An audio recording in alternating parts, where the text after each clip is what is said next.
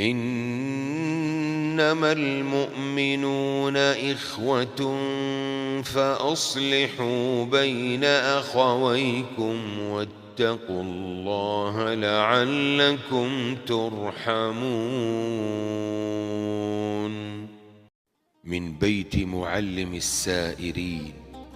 عن عائشة رضي الله عنها قالت: جاء أبو بكر فاستأذن، فسمع صوت عائشة وهي تقول: والله لقد عرفت أن عليا أحب إليك من أبي ومن نفسي. فهم بها أبو بكر، فقال رسول الله صلى الله عليه وسلم: أي حائل بيني وبينه؟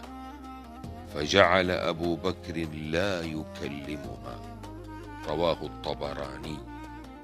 إني داع فأمنوا.